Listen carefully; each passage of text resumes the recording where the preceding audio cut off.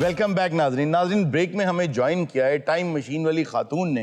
इस बार उन्होंने संजू को बुला लिया है। आइए पहले उनसे पूछते हैं कि उन्होंने क्यों बुलाया। अस्सलाम वालेकुम जी। वालेकुम सलाम। आपने संजू को क्यों बुला लिया? हड़ून साहब, पता नहीं मेरी जिंदगी में ना बहुत ही मसाइल है, मैंने देखा है। ये संजू है कौन? संजू बाबा।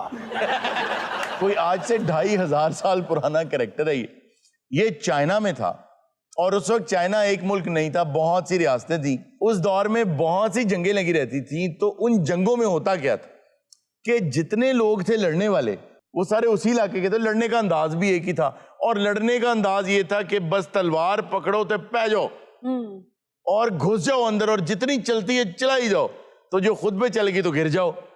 तो ये पहला आदमी था जिसने कहा भाई इतनी सरफरोशी की जरूरत नहीं है, बहादुरी के लिए अक्ल भी चाहिए होती है। तो इसने एक किताबचा लिखा जिसका नाम है आर्ट ऑफ वॉर। जंग करने का तरीका नहीं, जंग करने का फन। ये कहता है कि जो वॉरियर्स होते हैं ना, जीतने वाले, वो जंग में जाने से पहले तैयारी करके जीत चुके होते हैं। वाह। और जो हारने वाले होते हैं ना, वो जंग में जाके उसे जीतने की कोशिश करते हैं। वाह वाह वाह। अच्छा, और इन्हें क्या है? इन्हें जी जी चूपी अंबी ने संजू दी मेरा ख्याल जुत्ती भी किसी जंग च गुआची है। हड़ून साहब, आप मेरी बात नहीं सुन रहे। अच्छा, तो इतने सारे शो जो हड़ून कौन है? हड़ून आपका नाम है? जी जी। हमें तो बताया नहीं आप हड़ून है। अच्छा ये बताइए हुआ क्या, आपने क्यों बुलाया इन्हें? हड़ून साहब, मैं ना बहुत तंग हूँ किससे? अपनी नंदों से, अपने देवड़ों से। तो ये क्या करेगा? इन्होंने जंग के तरीके सिखाए हैं। बहुत अच्छे। ये किताब जो पहले पढ़ ला, छितरा वाली जंग नहीं है लिखी। ये 2500 साल पहले का कैरेक्टर है ना? जी हाँ जी हाँ जी। तब भी ऐसी पोशाक होती थी? जी हाँ, उस वक्त तो बड़ी जबरदस्त। इनकी जो पोशाकें हैं, इनकी जो शक्लें हैं, इनके जो बाल हैं, इनकी जितनी चीजें हैं, वो सारी प्रिजर्व्ड हैं टेराकोटा वॉरियर्स की शक्ल में। कई हजार मुजस्समे हैं जो इन्होंने अपनी फौज के बना के रखे हुए हैं और बड़ी इंट्रिकेट डिटेल के साथ। तो इसलिए हमें पता है कि ये बिल्कुल ऐसे हुआ करते थे। तलवार जंग नो नहीं, मैंने तो लगता कमजोरी तो लई फिरदा नाल। अच्छा जी, अब आप बताएं कि आप कैसा महसूस कर रहे हैं? खाना खराब हो गया है, चंगा भला मैं पिया। आप बोल कैसे रहे हैं? मेरा घर को है, मेरी मैं योगा करन दिया कबर दे विच। अच्छा, मैंने मेरी कबर खड़काई है ते उत्ते गाण ला पई, आंखें तो खोलो सामी। खाना खराब होया, मैं बाहर आया मशीन दे विच पा के मैनू पाठी सुटिया।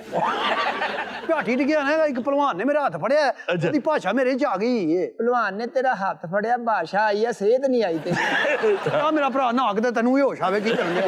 मैं तरीकी जगह के तरीके दसे ने। 9 साल दी लड़ाई मेरा की काम है? अगलियां मेरे जूड़ा पुट देन की कहंदियां ने तेनू, दस मैनू। मैं ना इतनी प्यारी गोल सी रोटी बनाती हूँ, कहती क्या कच्चे गच्चड़ मेरे सामने ले आई हो तुम। लो जी, किन्नियां जंगां लड़ियां ने, उन्होंने रोटी पकानी सिखाई।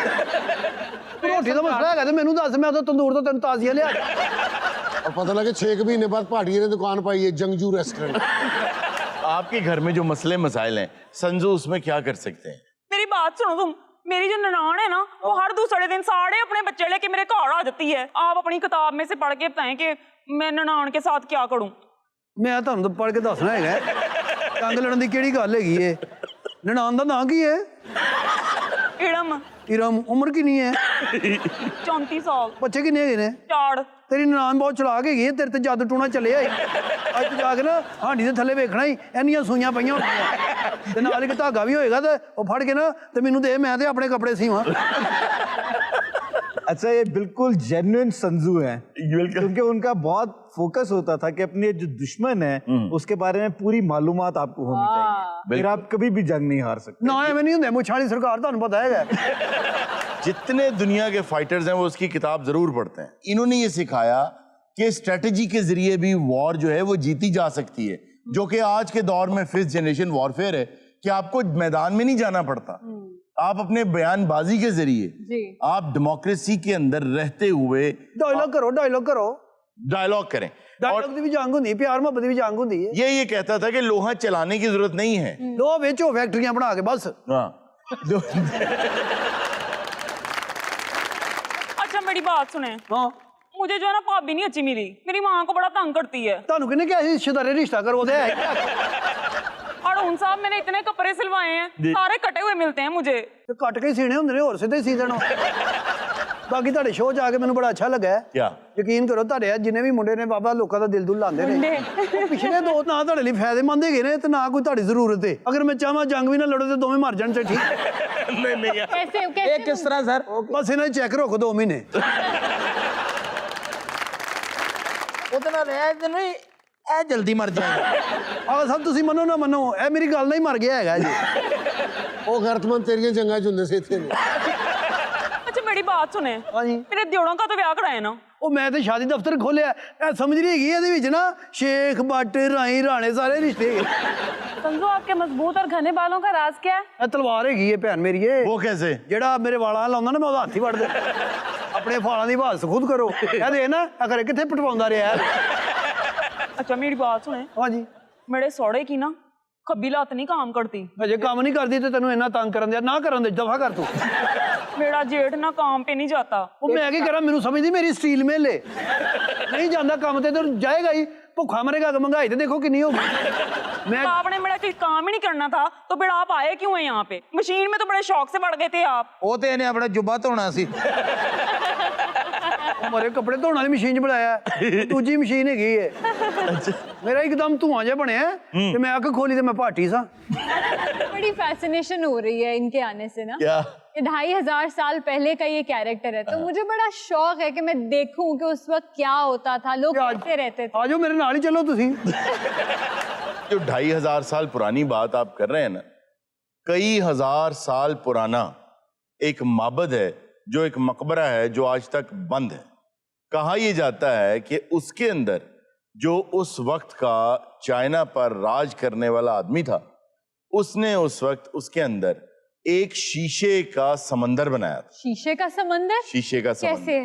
ये आज तक पता नहीं है कैसे। लोग ये अंदाजा करते हैं कि शायद मरकरी होगा। अच्छा, फिर उसकी जो छत है उस पर सितारे जड़वाए थे।